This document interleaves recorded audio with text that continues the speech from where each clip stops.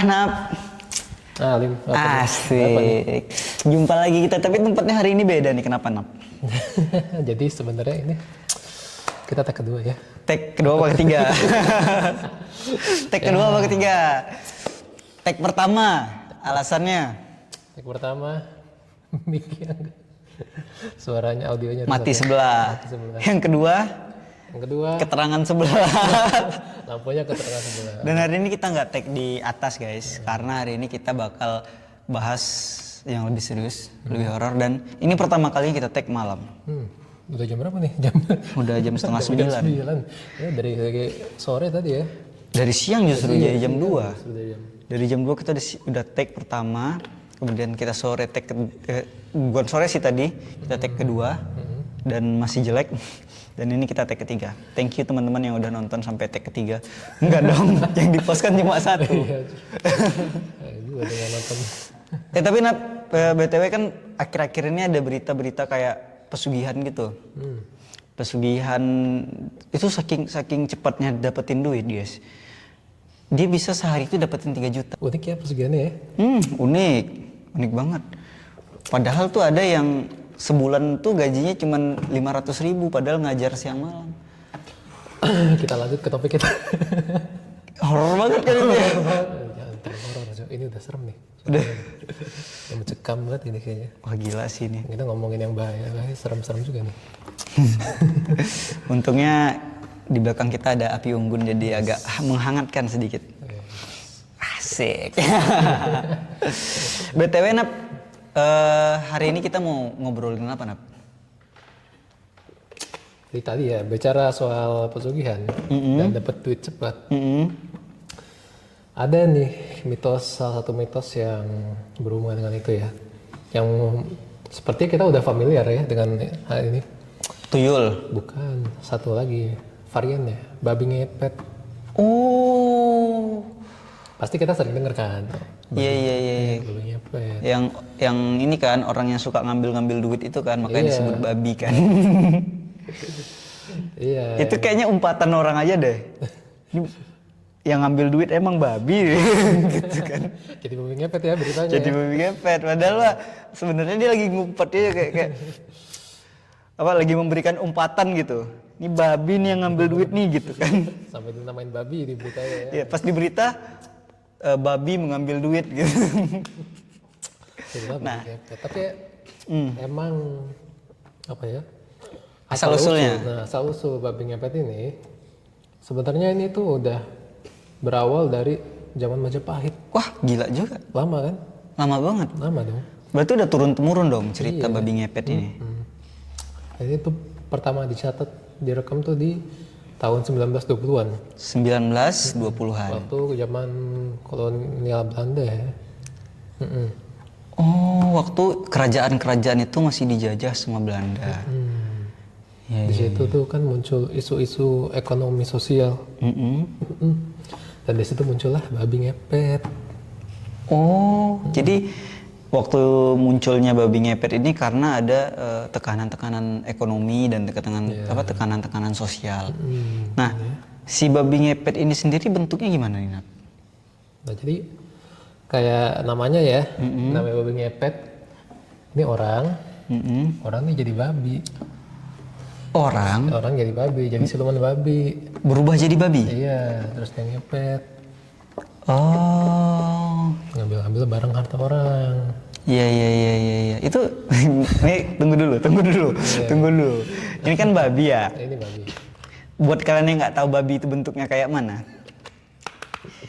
Ini for your information. Iya, FYI aja ini ya. Ya, buat kalian yang nggak tahu bentuk babi itu kayak mana, ini ada gambarnya. Nah, ini babi nih. Coba lihat kakinya. Terus lihat hidungnya kan lebih panjang tuh daripada mulutnya. Gimana caranya babi ini ngambil duit? Nah itu kan. Kalau mau ngambil duit kenapa nggak jadi orang aja gitu kan? Kita punya tangan, punya... Iya, kenapa harus jadi babi? Babi, bawanya susah kan ya. Bawa TV gimana coba? Iya kan, itu kayak gimana maksudnya? Jadi kenapa jadi babi ngepet? Ini konon, mitosnya ini babi ngepet ini cara nyurinya bukan secara fisik babi jadi babi terus ngambil barang kayak ngambil harta, enggak. Oh, jadi gimana caranya? Jadi konon babi ini dia cukup ke rumah target nih, yang mau diambil hartanya. Terus yang jadi babi ini cukup gesekin tubuhnya ke dinding atau lantai rumah itu.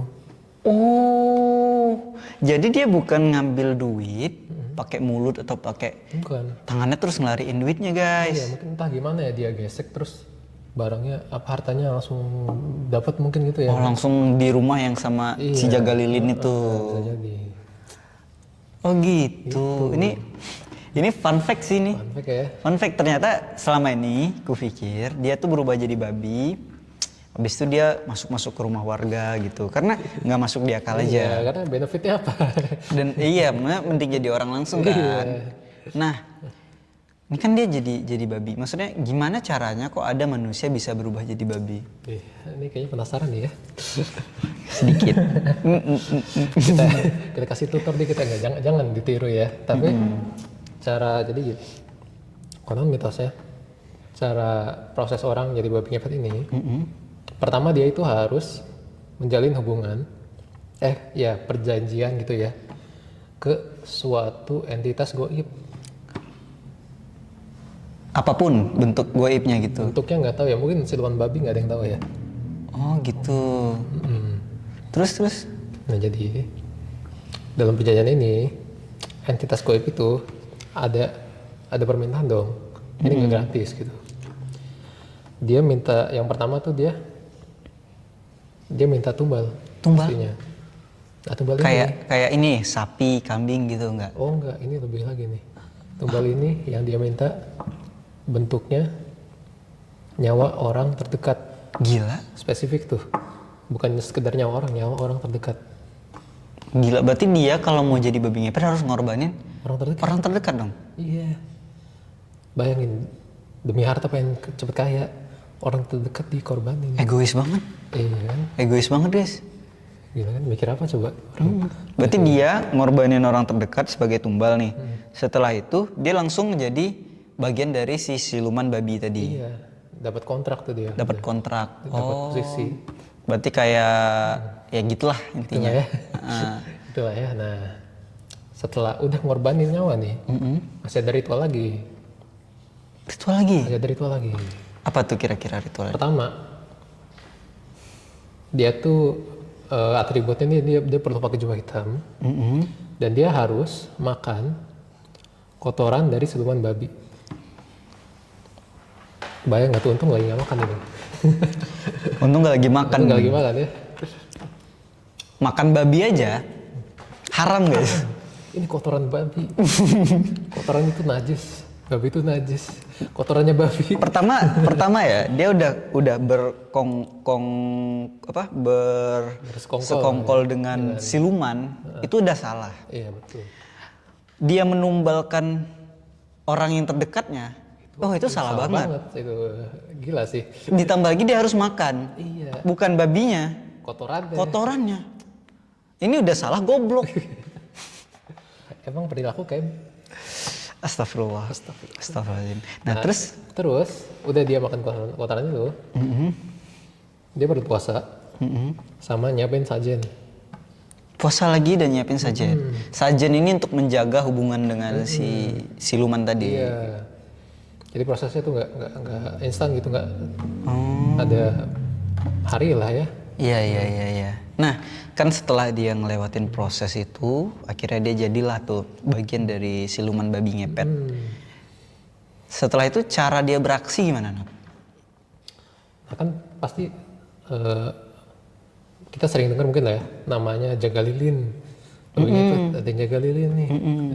Itu lilinnya jangan sampai mati. Kalau itu jangan sampai iklan.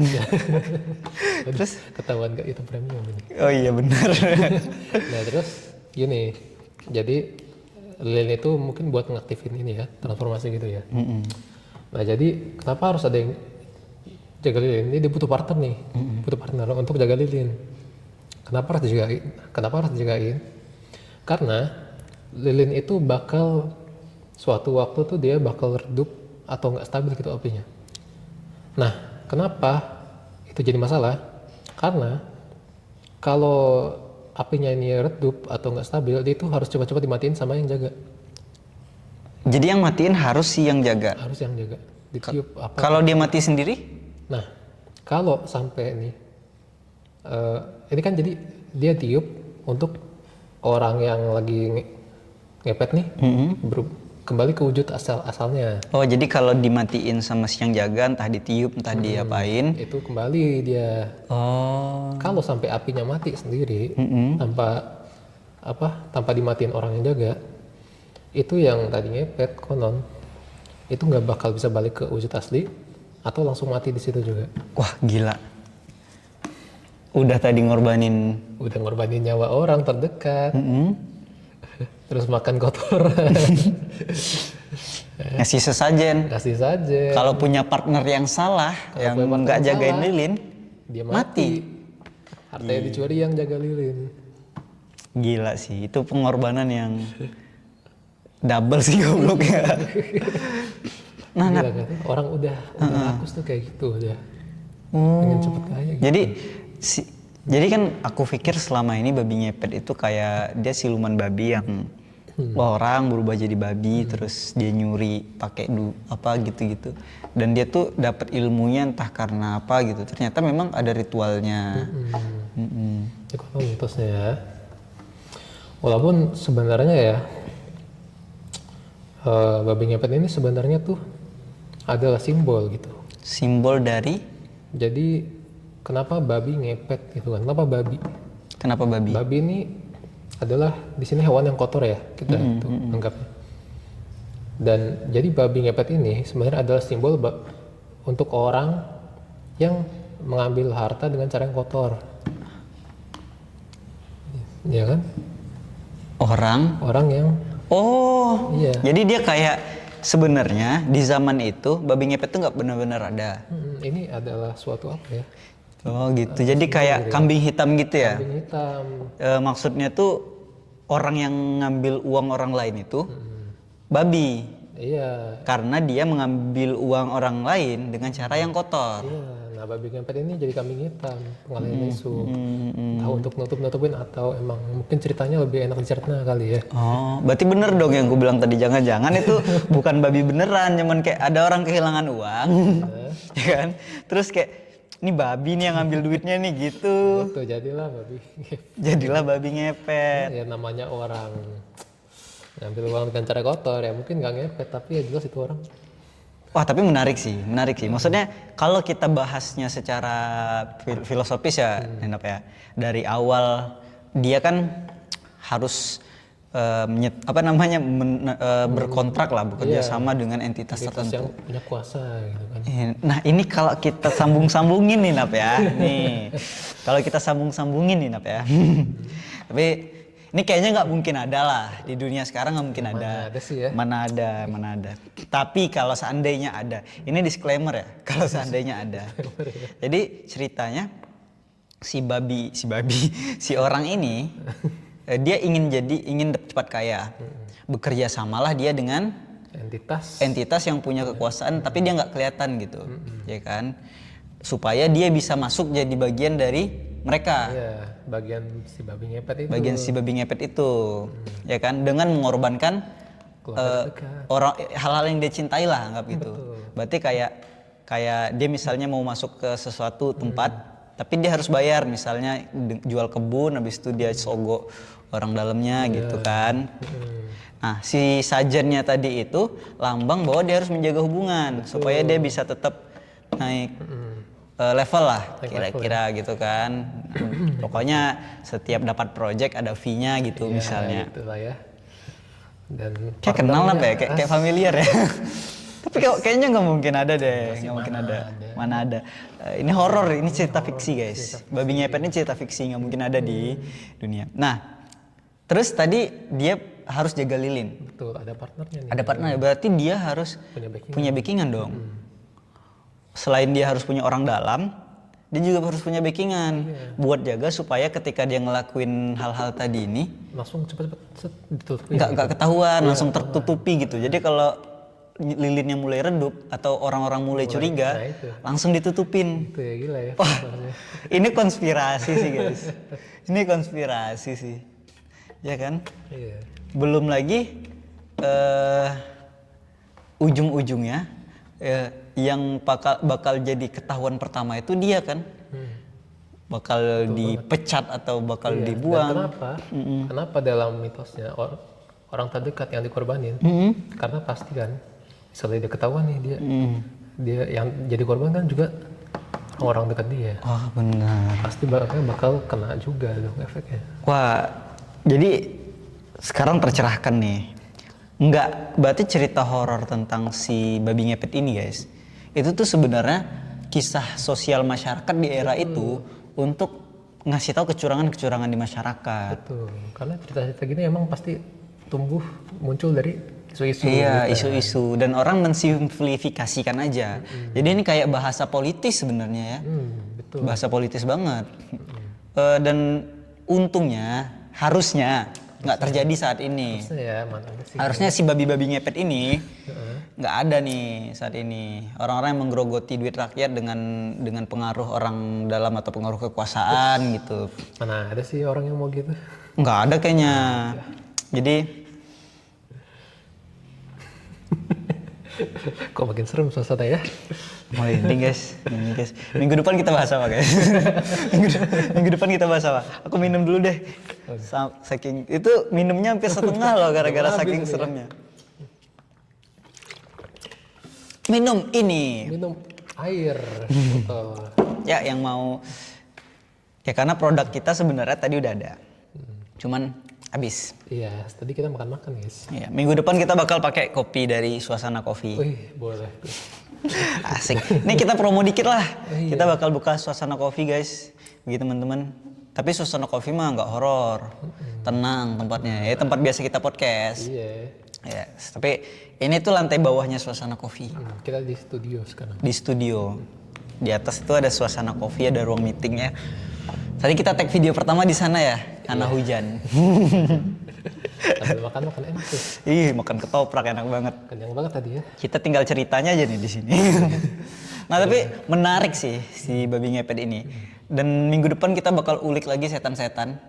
Cerita-cerita ya. Jadi mungkin dari kalian kalau ada teman-teman yang punya cerita, mitos-mitos atau fakta-fakta menarik tentang persetanan perhantuan di Indonesia, silahkan di DM aja Suasana ya, ini ada IG-nya suasana.id. Terus bagi teman-teman yang mau di komen juga boleh.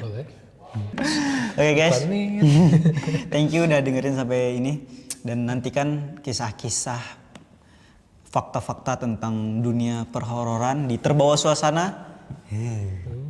Takut. Ini lebih mirip podcast politik. Aduh.